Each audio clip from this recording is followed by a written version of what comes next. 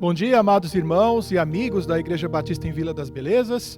Nós nos alegramos em estar com os irmãos mais uma vez nessa manhã de domingo. Uma manhã de domingo que é muito especial para a nossa igreja, mas não só para a nossa igreja, para todos os cristãos do mundo inteiro, porque nessa manhã nós celebramos a Páscoa, a ressurreição de nosso Senhor Jesus Cristo. Sabemos que nesses dias de isolamento social, por causa do coronavírus, mais uma vez impedidos de estarmos juntos no templo, não nos impedirá de nos alegrarmos na presença de Deus, não nos impedirá de celebrarmos a Páscoa e de nos lembrarmos também dos grandes feitos de Deus por nós, por seu povo, e o principal deles, sem dúvida alguma, de nos livrar e nos libertar do pecado. Portanto, vamos orar, agradecendo a Deus por essa manhã, agradecendo ao Senhor por mais uma Páscoa, e continuar também orando e intercedendo pelas nossas vidas, pelo nosso país e pelo mundo. Oremos. Pai, nós te damos graças, ó Deus, no nome de nosso Senhor Jesus Cristo, por mais uma manhã que estamos na tua presença e por mais uma Páscoa que o Senhor nos permite celebrar. Rogamos, ó Pai, que o Senhor continue cuidando, zelando, ó Pai, pelas nossas vidas, nos ajudando também por meio do teu Espírito Santo a celebrarmos, ó Deus, esse dia, que é o dia mais importante, ó Pai, do nosso calendário, porque nele nós nos lembramos da morte e da ressurreição de nosso Senhor Jesus Cristo. Ressurreição que nos trará ressurreição, que nos trouxe vida, que nos trouxe, ó Deus, o perdão dos pecados, e a ressurreição, ó Pai, que nos motiva a continuar pregando, a continuar testemunhando e buscando, ó Deus, a tua presença. Fica conosco, ó Pai, durante todo esse culto, durante toda esta celebração. É a nossa oração, no nome do seu Filho Jesus. Amém. E agora eu convido os irmãos a, juntos conosco, cantarem um hino do cantor cristão.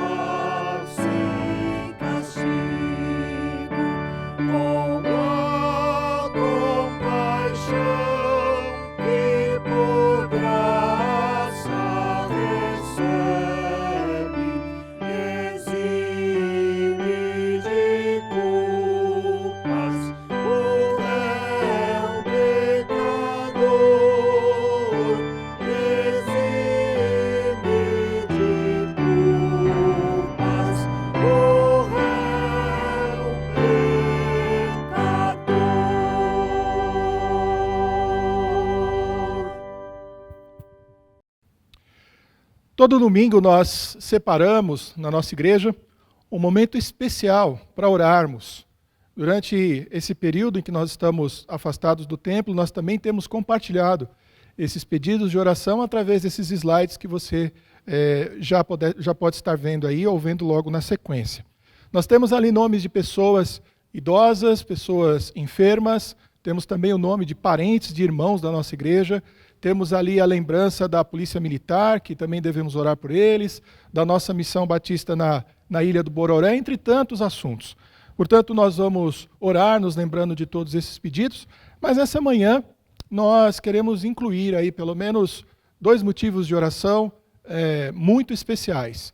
O primeiro deles por nossas autoridades, as autoridades que têm conduzido o nosso país, o nosso estado, a nossa cidade, não só nesse momento de crise, mas de uma forma geral, porque é algo que a Bíblia também nos ordena, a orarmos, intercedermos pelas nossas autoridades, além de sermos responsáveis diante delas e também as obedecermos e também as honrarmos como cidadãos do país.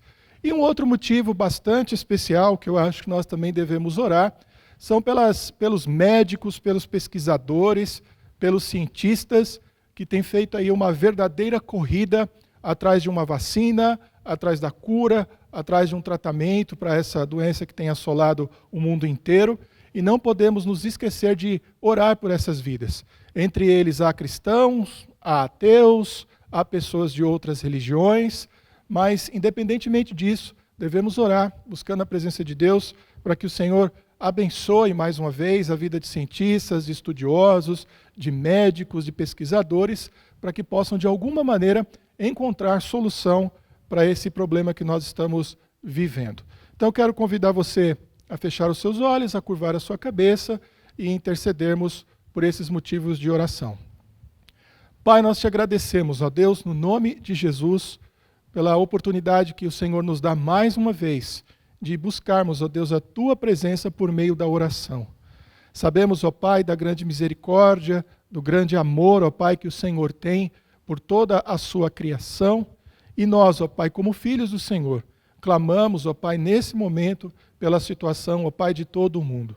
Começamos, ó Deus, orando pela vida dos nossos irmãos aqui enfermos, pelos nossos irmãos idosos, pelos irmãos, ó Pai, que nesses dias têm ficado desempregados ou têm tido alguma queda na sua renda por serem autônomos, rogando sobre a vida deles, ó Deus, o teu sustento, a tua misericórdia, a tua bênção, ó Deus, a tua cura, o teu livramento. Oramos também, ó Pai, pelos policiais militares, pelos agentes de saúde, pelos comerciantes, ó Pai, por pessoas, ó Deus, que têm mantido, ó Deus, a ordem, a organização, tem permitido, ó Pai, que de alguma maneira as nossas vidas possam continuar, para que não haja, ó Pai, necessidades, para que não haja carência, ó Pai, de bens materiais, de proteção. Abençoe, ó Deus, a vida de cada um deles. Oramos também, ó Pai, por nossas autoridades, pela vida, ó Pai, do nosso presidente, do nosso governador, do nosso prefeito. Oramos, ó Deus, pela vida também de outras autoridades mundiais que estão, ó Deus, correndo atrás, ó Deus, de uma cura, de uma solução, mas sabemos, ó Deus, que só do Senhor, ó Pai, é que vem a direção certeira, correta e que de fato, ó Pai, trará alívio, Pai, para os nossos corações. Abençoe a vida, Pai, desses homens, dessas mulheres, ó Deus, que tem nesse momento essa grande responsabilidade, os ajudando, ó Deus, a encontrar, ó Deus, o caminho correto e uma solução, ó Deus, realmente satisfatória, ó Deus, para todo esse problema. Oramos também pela vida, ó Pai, de cientistas, de pesquisadores, de médicos, ó Pai, que em todo o mundo, ó Pai, tem procurado a cura, ó Deus, para essa doença, assim como de outras, tem procurado também uma vacina, e peço que mais uma vez o Senhor também os abençoe, os proteja, os direcione, ó Pai, para que possam encontrar, ó Deus, solução, ó Deus, para essas dificuldades que estamos enfrentando. Mais uma vez, ó Pai, toma as nossas vidas, a nossa igreja, a nossa cidade, o nosso estado, o país, ó Deus, todo esse mundo que o Senhor criou, ó Deus, com tanto amor, nas tuas mãos e cuida, ó Pai, de cada um de nós. Essa é a nossa oração, no nome do teu Filho Jesus. Amém. Irmãos, hoje é manhã de Páscoa. E essa está sendo uma Páscoa diferente para cada um de nós. Hoje o que seria normal e seria um dia muito especial, um dia muito gostoso para cada um de nós, seria termos aqui a nossa igreja lotada e cheia, nós já estarmos ali, depois de ter assistido a aula, participado da aula da Escola Bíblica Dominical, termos ali talvez reservado um momento para o nosso café, ou talvez nesse dia nem Escola Bíblica Dominical teríamos um café da manhã para celebrarmos a nossa Páscoa, porque é de fato uma data especial. A data que, na minha consideração, é a data mais importante do ano, porque é nela que nós falamos da morte e da ressurreição de nosso Senhor Jesus Cristo e que nos trouxe, então, a libertação dos nossos pecados e a possibilidade de termos uma nova vida. Não sei como é que você vai celebrar esse dia na sua casa, mas não pode sair de maneira alguma do seu coração, não pode sair de maneira alguma da sua mente esse dia como um dia especial, como a celebração da Páscoa do Senhor. E a nossa meditação, a nossa mensagem nessa manhã está exatamente nesse sentido, de falarmos da Páscoa. E o texto para a nossa reflexão se encontra no Evangelho de Mateus, no capítulo 26, os versículos de 17 a 30. E eu queria convidá-lo a fazer essa leitura comigo. Evangelho de Mateus, capítulo 26, os versos de 17 a 30. E o texto diz assim: E no primeiro dia da festa dos pães asmos, que são os pães sem fermento, chegaram os discípulos junto de Jesus, dizendo: Onde queres que preparemos a comida da Páscoa? E ele lhes disse: Ide à cidade, a um certo homem, e dizei-lhe: O mestre diz: O meu tempo está próximo, em tua casa celebrarei a Páscoa com os meus discípulos. E os discípulos fizeram como Jesus lhes ordenara e prepararam a Páscoa. E chegada a tarde, assentou-se à mesa com os 12. E enquanto eles comiam, disse: Em verdade vos digo que um de vós me há de trair.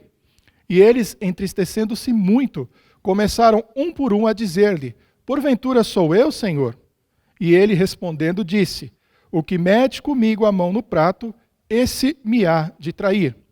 Em verdade, o Filho do Homem vai, como acerca dele está escrito, mas ai daquele homem por quem o Filho do Homem é traído. Bom seria para esse homem se não houvera nascido.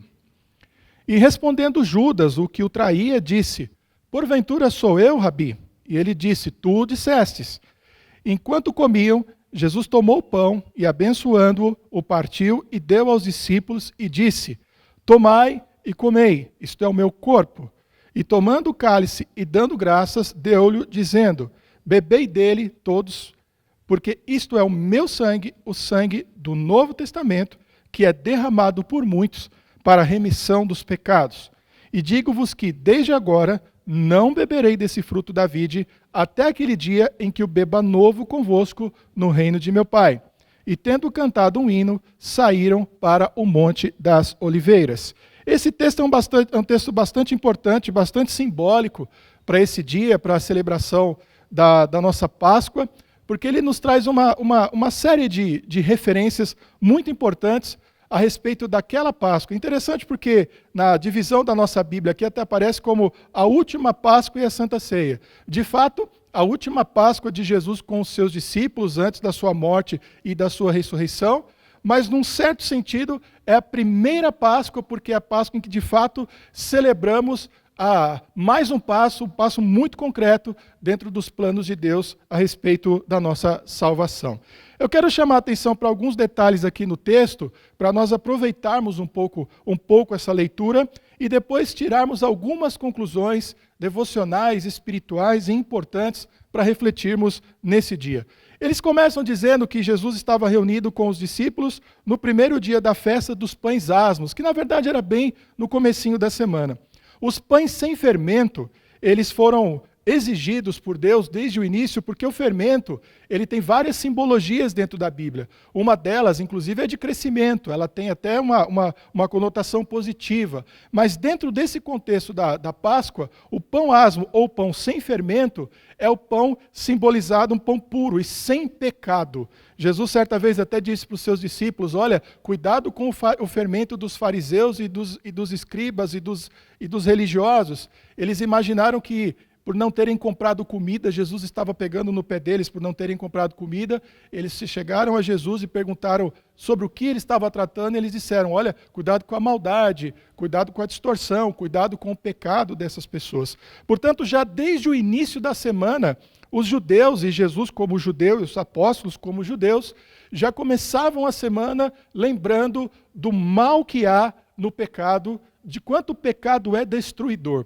Geralmente nós temos uma visão bastante positiva, mas às vezes eu acho até um pouco infantil do pecado, quando a gente diz que o pecado é tudo o que a gente faz, tudo o que a gente pensa, tudo o que a gente sente que desagrada a Deus. Essa definição ela não está errada, ela é uma definição que para mim está certa, mas ela é incompleta principalmente no sentido dela não mostrar o quanto o pecado é destruidor na nossa vida.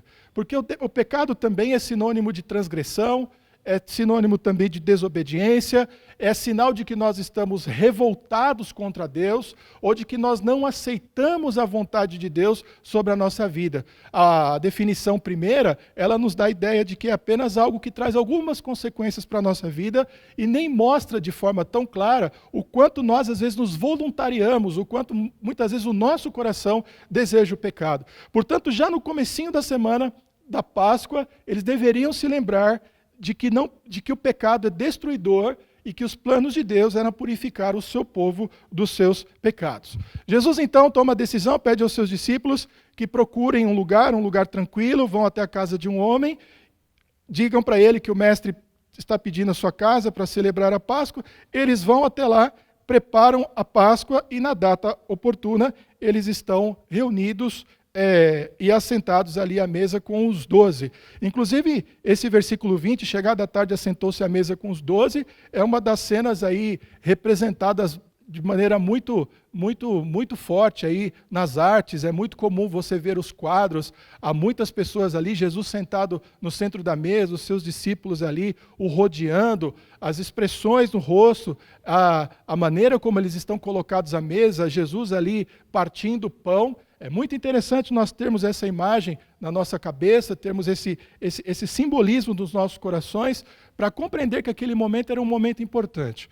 A Páscoa celebrada por Jesus, juntamente com seus apóstolos, ela tinha uma série de detalhes que hoje nós de alguma maneira não acompanhamos, porque ali, de fato, era um jantar, um grande jantar, era uma grande celebração. Eles tinham ali o pão que era partido, eles tinham ali aquele momento de oração e de conversações, lembrando de tudo o que acontecera muito tempo atrás, quando Moisés, liderando aquele grande povo, saiu do Egito depois de ter enfrentado o faraó através das 10 pragas. É bom nós lembrarmos um pouquinho, principalmente da última praga, que é a praga da morte dos primogênitos, porque ela tem uma relação direta com a Páscoa cristã. A ordem de Deus foi para que fosse aspergido, respingado nos umbrais das portas, sangue de cordeiros, para que quando o anjo da morte passasse aquelas casas onde você tivesse ali aquele sangue aspergido, o anjo não passaria por ali, não tirando a vida do primogênito, do filho mais velho, ou em alguns casos até do filho único de muitas famílias. Naquela noite, as casas dos egípcios foram casas de lamento e de choro, porque em todas elas houve morte, mas foi uma casa, nas casas dos hebreus, não houve morte, pelo contrário, houve alegria e foi um dia de libertação. Aquele sangue aspergido de cordeiro nos umbrais das portas representa o sangue de Jesus. A atitude daquele povo em fazer aquele ato de aspergir e de se preparar mostrou que aquele povo tinha fé no coração e que confiava no Senhor. E naquele dia, aqueles que confiaram no Senhor tiveram salvação, e aqueles que não confiaram no Senhor amargaram uma perda muito grande. Com certeza, no momento em que Jesus está sentado com os apóstolos, com seus discípulos à mesa, eles se lembram desse dia. Não é? Eu não sei se você já passou por livramentos na sua vida, mas sempre vem aquele sentimento de alívio no nosso coração, de que as coisas poderiam ter acontecido, poderiam ter de alguma maneira ter sido piores, e de repente nós tivemos um livramento, e um livramento que veio das mãos do nosso grande Deus. Portanto, era um dia de celebração. Não amamos o pecado, não desejamos o pecado, e fomos libertos pelo nosso Deus. Apesar de ser um dia de festa, de celebração, de tantas memórias e de tantas recordações boas, aquele encontro ainda reservava alguns momentos bastante tensos, como esse que nós vemos agora, que é exatamente o momento em que Jesus revela que entre os discípulos havia um traidor. Os discípulos, então, a partir ali do versículo 21 e 22, começam a se perguntar: porventura sou eu, Senhor? Quem que há de te trair? Eu não sei exatamente o que os discípulos tinham em mente quando pensavam em traição. Talvez eles pensassem em alguma palavra ruim que eles pudessem dizer, algum desejo em seu coração. Talvez eles pensassem que pudessem abandonar Jesus de alguma forma, porque de fato eles ainda não tinham a dimensão do que aconteceria com Jesus pouco tempo depois, quando ele seria preso, julgado injustamente, e passaria por uma morte tão terrível. Mas Jesus, curiosamente, ele não se nega a dar informações a respeito de quem é o traidor. Ele diz: é aquele que mete a mão comigo no prato. E os evangelhos até revelam que foi Judas quem fez isso. E Jesus então diz: ai daquele por quem o Filho do Homem há de ser traído. O próprio Judas acompanhou a atitude dos outros discípulos de perguntar, e a resposta de Jesus para Judas é uma resposta bastante importante, bastante séria. Ele diz: sou eu, Rabi. E quando diz o texto, conforme a nossa leitura, tu disseste, em outras palavras, é como se Jesus dissesse para ele: sim, é você mesmo. É interessante que essa palavra, esse encontro ali, aqueles segundos de diálogo com Jesus, não impediram que Judas declinasse do seu plano. Pelo contrário, ele segue em frente. Mas assim como o mal seguiu seu plano em frente, Jesus também seguiu, porque é o momento em que ele toma os elementos e inicia a ceia, inicia aquele momento, dizendo no versículo 26, tomai e comei, isto é meu corpo, e logo em seguida, no versículo 27, bebei dele todos, tomando ali o cálice de vinho. Eu quero fazer um pequeno parêntese nesse momento, porque essa referência, juntamente com outras referências, como a de Coríntios 11, são referências que nós usamos em relação à celebração da ceia do Senhor. Nesses dias nós temos visto aí pessoas comentando e postando nas redes sociais, até comentários aí dentro de grupos específicos de pastores, de igrejas que têm celebrado a ceia do Senhor de modo virtual. Eu não sei se você pensou nisso, se passou isso pela sua cabeça, mas vale uma observação, ou algumas observações.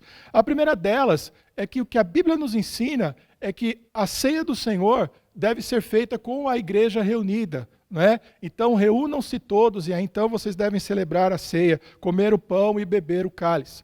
Nós não temos motivo para nos desesperarmos. É certo que nesse mês de abril, no primeiro domingo desse mês de abril, nós não pudemos, então, celebrar a ceia do Senhor, mas isso não deve ser motivo de preocupação para os nossos corações. Vamos aguardar a normalidade das coisas e logo celebraremos com alegria redobrada, com novos motivos de alegria nos nossos corações e celebrarmos a ceia do Senhor, tá bom? Então, fechando parênteses, Jesus disse, tomai e comei, isto é meu corpo, e depois tomando o cálice, ele disse, bebei dele todos, não é? E ele afirma, este é o Novo Testamento no meu sangue. Nós não sabemos se naquele momento, é bem provável que não, os discípulos tiveram a dimensão do que estava acontecendo diante dos olhos deles, do que eles estavam participando, do que representava aquele momento. Quando Jesus disse o Novo Testamento, uma nova aliança, ele não está fazendo uma referência apenas ou exclusivamente ao texto bíblico, ao texto que você tem na sua mão, chamado de Novo Testamento, mas a referência de Jesus é sobre uma nova aliança com Deus, sobre uma maneira com a qual nós passaremos, por causa de Jesus Cristo, a nos relacionarmos com Deus. Ou seja, por meio da fé em Jesus Cristo, nós agora temos paz com Deus, o seu sangue perdoa os nossos pecados, nós passamos a sermos chamados de filhos de Deus, a fazer parte do seu povo, a receber o seu Espírito Santo e nos tornamos testemunhas de Jesus Cristo por toda a terra, tentando convencer e levar o Evangelho ao coração de todo homem. Aquele momento era um momento muito importante e aconteceu exatamente num dia em que se celebrava a Páscoa dos judeus, e nesse dia a ceia de Jesus com os seus discípulos naquele momento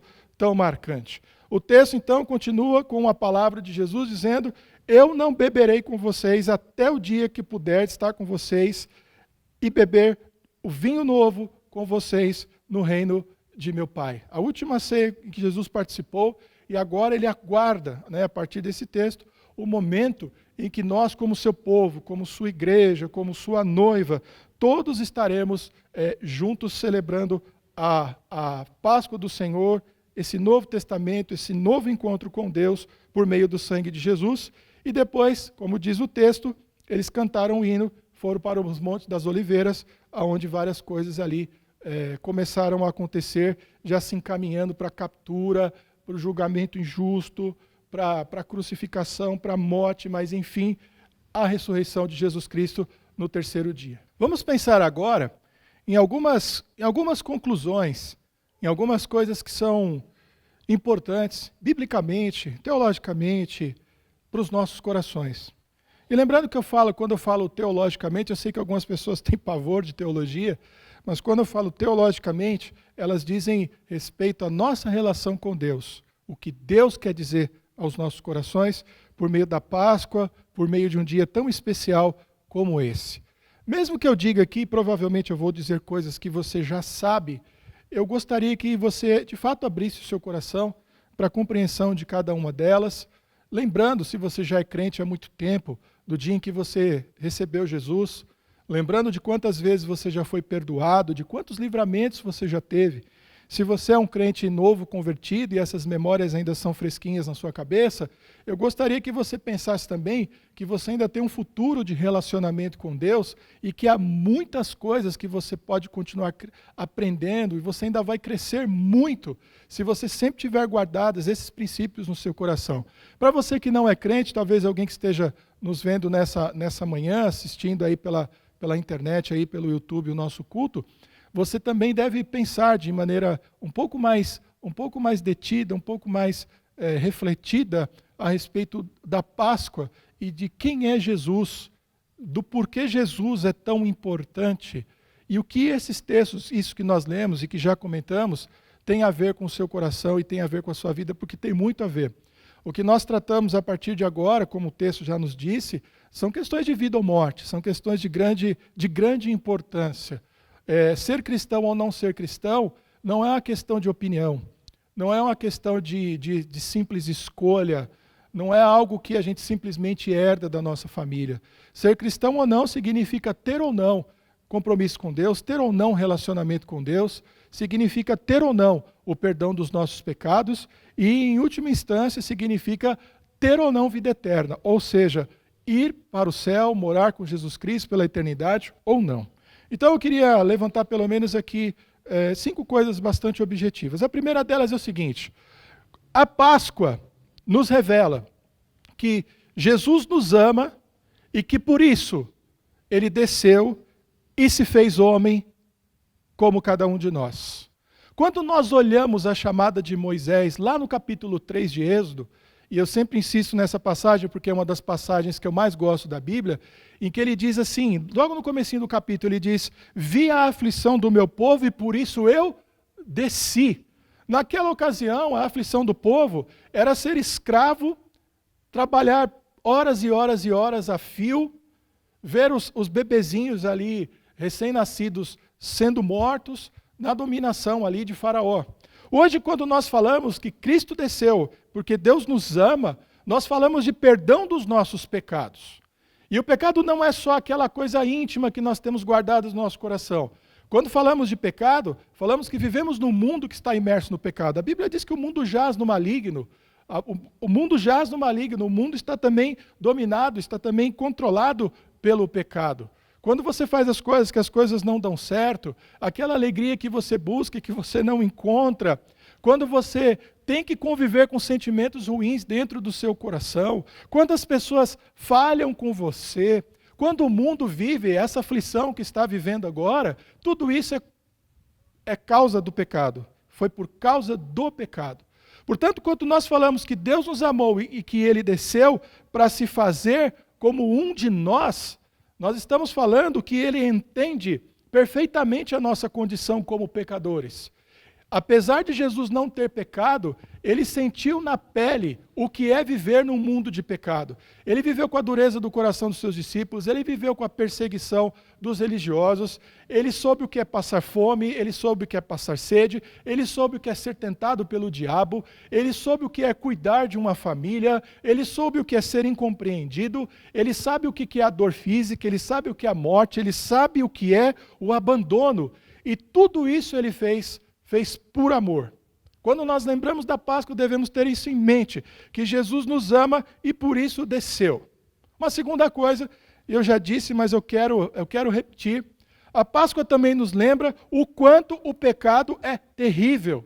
Não apenas com aquilo que falamos, pensamos ou sentimos que não agrada a Deus, mas também como uma coisa voluntariosa do homem que se opõe a Deus, do homem que não quer um relacionamento com Deus, e o pecado ainda tem a capacidade de nos tornar escravos dele. Em João, no Evangelho de João, no capítulo 8, Jesus está conversando ali com os religiosos, e ele diz para aqueles homens assim: vocês são escravos. E nada mais terrível para os judeus daquela época do que serem chamados de escravos, por se lembrarem lá de Faraó no Egito, por se lembrarem do exílio e de tantas outras situações que eles já tinham passado, e eles dizem: olha, nós temos por pai Abraão e nós não somos escravos. E Jesus revela para eles o seguinte: vocês são escravos sim, porque vocês são escravos do pecado. O pecado é escravizante. Nós talvez não tenhamos jamais sentido realmente na pele o que é ser escravo, mas o escravo não tem vontade, o escravo não tem água na hora que quer, não tem comida na hora que quer.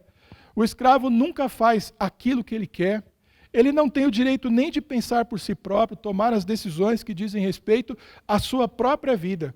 E é isso o que o pecado faz conosco. A Páscoa nos faz lembrar isso.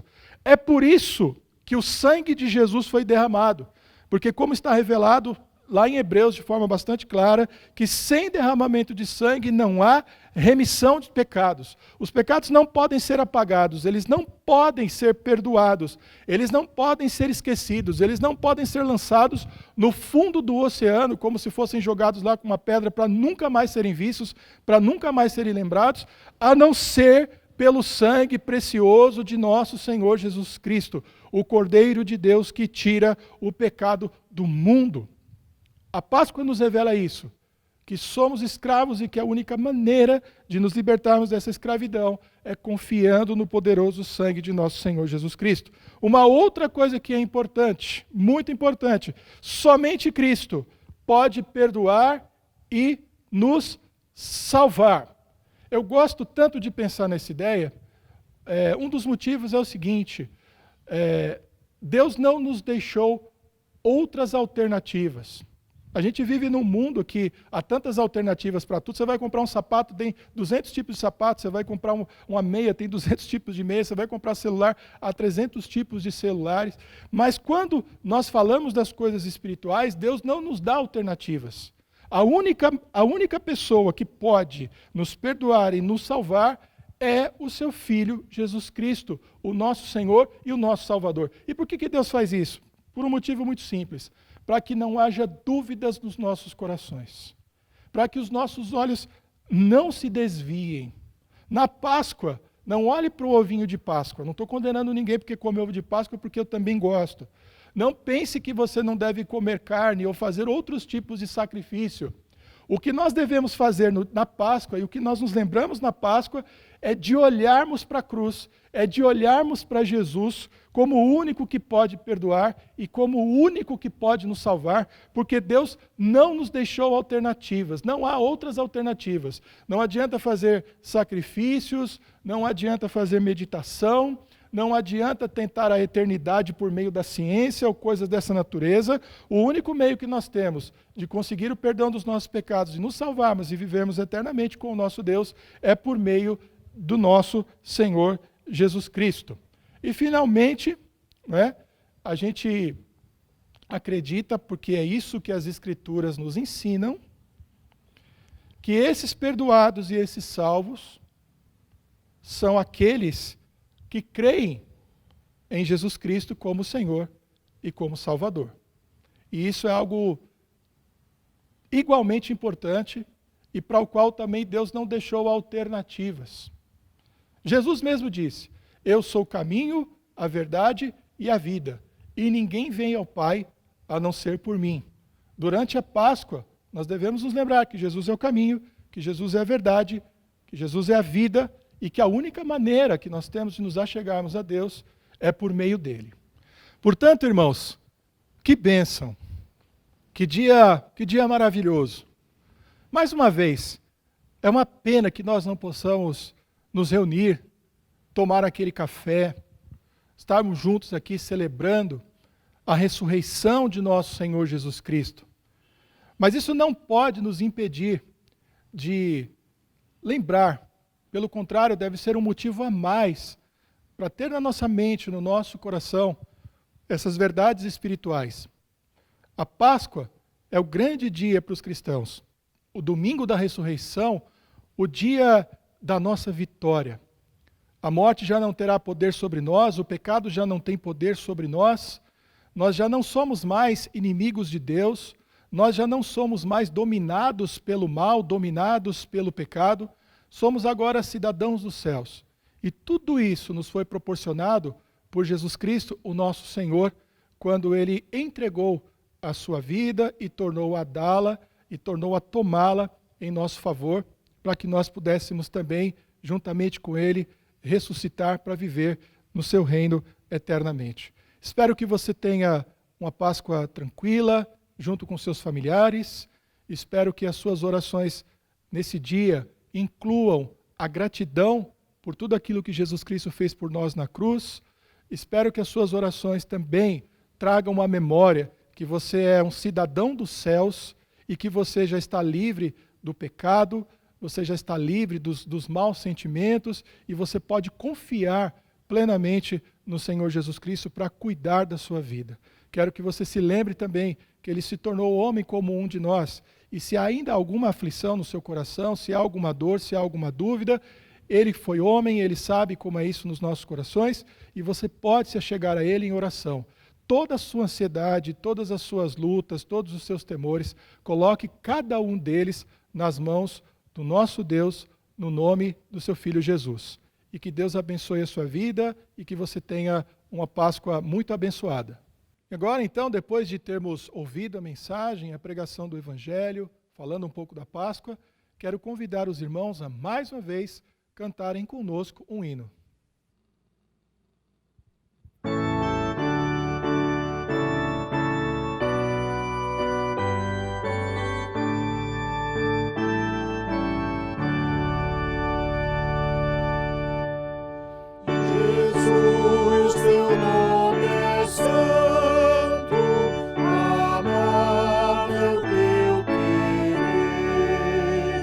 Louvor é ao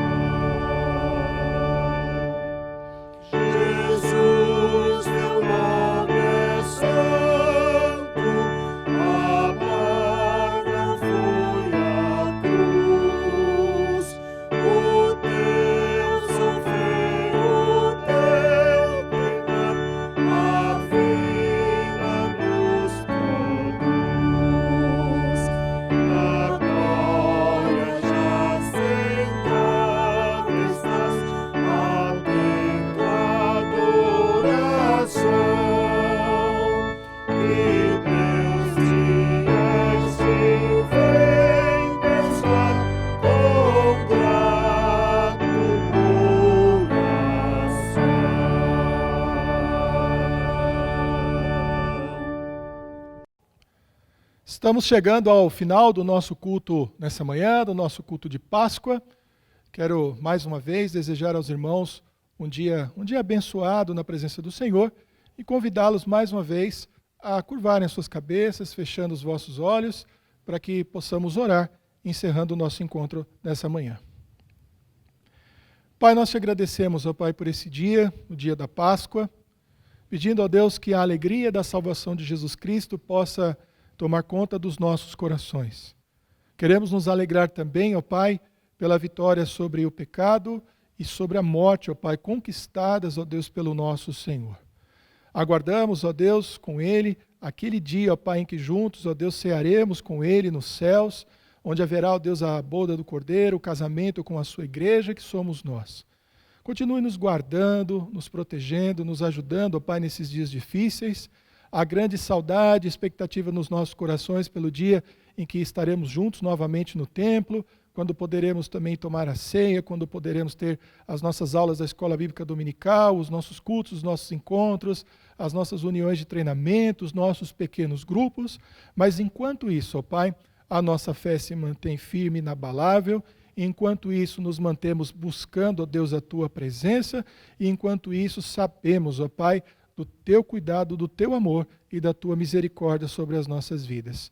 Mais uma vez, te agradecemos por tudo o que o Senhor fez, tem feito e fará por nossas vidas. É a nossa oração, no nome do Teu Filho Jesus. Amém.